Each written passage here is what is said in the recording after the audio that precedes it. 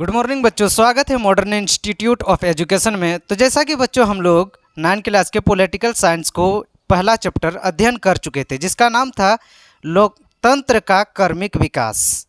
तो इसको हम लोग पढ़ चुके हैं। अब आते हैं इसमें सभी क्वेश्चन का आंसर करेंगे, जो कि अभ्यास प्रश्नों का हल करेंगे एक एक करके। लघु उत्तरीय, दीर्घ उत्तरीय जो भी हो, इसको हम लोग पहला क्वेश्चन से बनाते चलेंगे। ठीक है, तो पहला क्वेश्चन क्या कह रहा है बच्चों? ऑब्जेक्टिव टाइप है। तो पहला बोल रहा है लोकतंत्र के बारे में इनमें से कौन सा कथन सही नहीं है। तो बच्चों को नंबर में दिया है लोकतंत्र में लोगों को अभिव्यक्ति की स्वतंत्रता होती है। दूसरा नंबर ख नंबर लोकतंत्र में लोगों को संगठन बनाने का अधिकार होता है।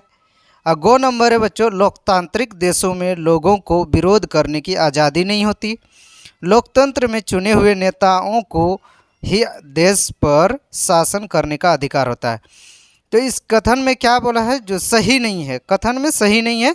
तो लोकतांत्रिक देशों में लोगों को विरोध करने की आज़ादी नहीं होती है। गो नंबर इसका सही होगा आंसर। उसके बाद आते हैं दो नंबर कहता है बच्चों इनमें से किससे लोकतंत्र के विस्तार में मदद मिलती है। तो को नंबर में क्या कह रहा है?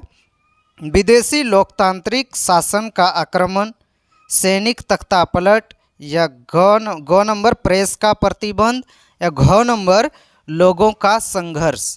तो इसका सही आंसर होगा घ नंबर लोगों का संघर्ष लोकतंत्र के विस्तार में मदद मिलती है। ठीक है, उसके बाद आते हैं प्रश्न नंबर 3 की तरफ। तो प्रश्न नंबर 3, इनमें से कौन सा कथन सही है? इसका चुनाव करेंगे। तो क नंबर प्राचीन भारत में लोकतंत्र के प्रमाण नहीं मिलते। ख नंबर है ब्रिटेन में 1688 ईस्वी की गौरवपूर्ण क्रांति के बाद लोकतंत्र कमज़ोर हुआ। अब गो नंबर है फ्रांस में 1784 ईस्वी की क्रांति ने लोकतांत्रिक शासन की नींव डाली। और घ नंबर में है पाकिस्तान एवं नेपाल में लोकतांत्रिक शासन को कभी चुनौती नहीं दी। तो आप लोग को हेड लाइन में दिख रहा होगा जो ग्रीन लाइन, वो गो नंबर होगा। ठीक है, फ्रांस में 1784 ईस्वी की क्रांति में लोकतांत्रिक शासन की नींव डाली, यही सही आंसर होगा। उसके बाद 4 नंबर की तरफ आते हैं। इसमें कहता है निम्नलिखित वाक्यांशों में से किसी एक का चुनाव करके इस वाक्य को पूरा कीजिए। तो इसमें ब्रैकेट में है अंतर्राष्ट्रीय संगठनों में लोकतंत्र की ज़रूरत है ताकि, इसको लाइन को पूरा करना है, ताकि के बाद डॉट डॉट दिया हुआ है। तो बच्चों को नंबर अमीर देशों की बातों का ज़्यादा वजन हो। ख नंबर है दुनिया के सभी देशों के साथ समान व्यवहार हो। और गो नंबर में है विभिन्न देशों को उनकी इस जनसंख्या के अनुपात में सम्मान मिले। और घ नंबर में है विभिन्न देशों का महत्व उनकी सैन्य शक्ति के अनुपात में हो। तो इसका सही आंसर होगा बच्चों ख नंबर दुनिया के सभी देशों के साथ समान व्यवहार हो। तो ये अंतर्राष्ट्रीय संगठनों में लोकतंत्र की ज़रूरत है ताकि डॉट डॉट में ये सही आंसर होगा ख नंबर।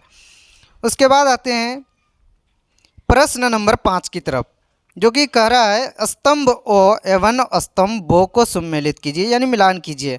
तो हम डायरेक्ट इसमें मिलान कर दिए हैं बच्चों, जैसा कि आप लोग देख सकते हैं, जो कि ब्लू कलर में है। को नंबर लिच्छवी, तो इसका 3 नंबर का आंसर हो जाएगा। को नंबर 3 नंबर भी जाकर मिलेगा प्राचीन भारत में लोकतांत्रिक शासन वाला गणराज्य। ख नंबर में है नेपाल, तो नेपाल क्या होगा? इसका 4 नंबर में मिला देंगे राजा ने अपने अधिकार छोड़ने पर सहमति दी। गो नंबर है पाकिस्तान का, तो इसमें क्या होगा? 1 नंबर का होगा जो मिलेगा सैनिक तानाशाही की संपत्ति। और घ नंबर है घाना का होगा 2 नंबर में मिलेगा ब्रिटिश औपनिवेशिक शासन से आज़ादी। उसके बाद है बच्चों प्रश्न नंबर 6, गैर लोकतांत्रिक शासन वाले देशों के लोगों को किन किन मुश्किलों का सामना करना पड़ता है?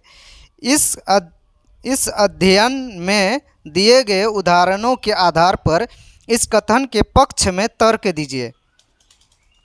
तो उत्तर होगा बच्चों इसका गैर लोकतांत्रिक शासन वाले देशों के लोगों को अनेक मुश्किलों का सामना करना पड़ता है, जो निम्न हैं।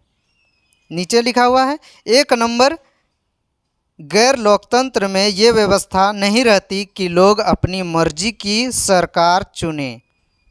उसके बाद है 2 नंबर, गैर लोकतंत्र में लोगों को अभिव्यक्ति की स्वतंत्रता नहीं होती।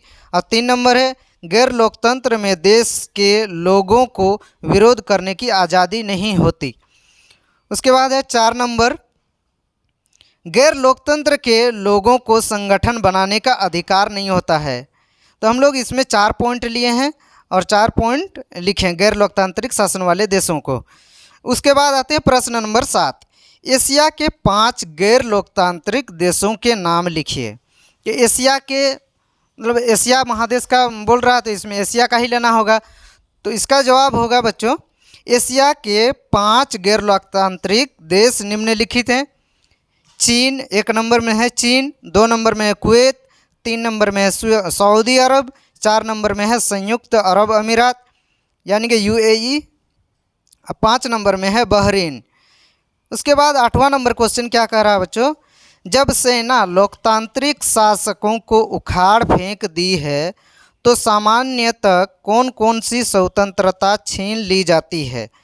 तो इसका उत्तर है बच्चों, जब सेना लोकतांत्रिक शासन को उखाड़ फेंकती है तो सामान्यतः विचार एवं अभिव्यक्ति की स्वतंत्रता, संघ या संगठन बनाने के लिए स्वतंत्र तथा विद्रोह या विरोध व्यक्त करने एवं राजनीतिक गतिविधियों में भाग लेने की वास्तविक स्वतंत्रता को जनता से छीन ली जाती है। उसके बाद आते हैं 9 नंबर क्वेश्चन। तो इस 9 नंबर प्रश्न में है, इस अध्याय के अध्ययन के आधार पर लोकतंत्र के समान विशेषताओं का उल्लेख कीजिए। तो उत्तर है बच्चों इसका, लोकतंत्र की समान विशेषताएं निम्नलिखित हैं। 1 नंबर में है इसका, इसमें लोगों को अपनी मर्जी से सरकार चुनने की स्वतंत्रता होती है। उसके बाद है 2 नंबर, इसमें लोगों को अभिव्यक्ति स्वतंत्रता प्राप्त होती है। इसमें उसके बाद तीसरा पॉइंट है, इसमें लोकतांत्रिक देशों में लोगों को विरोध करने की आज़ादी होती है। 4था नंबर है बच्चों, इसमें लोगों को संगठन बनाने का अधिकार होता है। उसके बाद 10वां नंबर क्वेश्चन है बच्चों, अपनी कक्षा में अलग अलग समूह बना लें और नेपाल तथा पाकिस्तान में लोकतंत्र के लिए हो रहे संघर्ष से संबंधित अलग अलग तरह की सूचनाएं इकट्ठा करें। इन प्रश्नों पर ध्यान केंद्रित करें। तो पहला ही क्वेश्चन जैसा है इसमें मार्किंग दिया हुआ है, इन देशों के पूर्व सरकार किस आधार पर गैर लोकतांत्रिक थीं। उसके बाद है, नेपाल तथा पाकिस्तान के लोगों की मुख्य शिकायत और मांगे क्या है। लोगों की इन मांगों पर पूर्व शासकों की प्रतिक्रिया थी। उसके बाद है, इन 2 देशों में लोकतांत्रिक सरकार हेतु संघर्ष के मुख्य नेता कौन हैं। तो इसका आंसर होगा, तो इसका उत्तर होगा बच्चों, नेपाल तथा पाकिस्तान की स्थिति क्रमशः इस प्रकार है।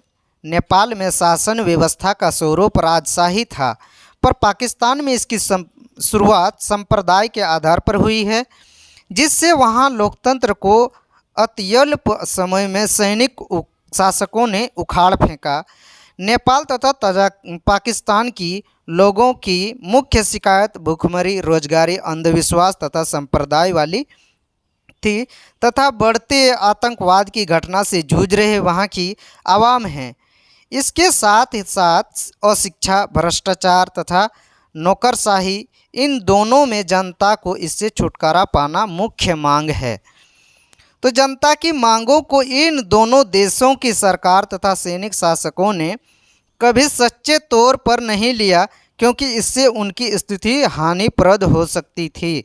इसके लिए उन्होंने दमन तथा आतंक का सहारा लिया, जिसकी परिणति लोगों के संघर्ष के मुख्य नेता नेपाल में कमल दहल प्रचंड हैं। तो बच्चों इस तरह 10 नंबर का भी क्वेश्चन आंसर पूरा। तो बच्चों जैसा कि हम लोग लोकतंत्र के कर्मिक विकास का फर्स्ट चैप्टर का सभी प्रश्नों का हल कर चुके हैं। तब तक के लिए बने रहिए मॉडर्न इंस्टीट्यूट ऑफ एजुकेशन पर। लाइक कीजिए, कमेंट कीजिए, शेयर कीजिए और कमेंट सेक्शन में कमेंट ज़रूर कीजिए। आप लोगों को कैसा वीडियो लगा बताइएगा। थैंक यू, शुक्रिया।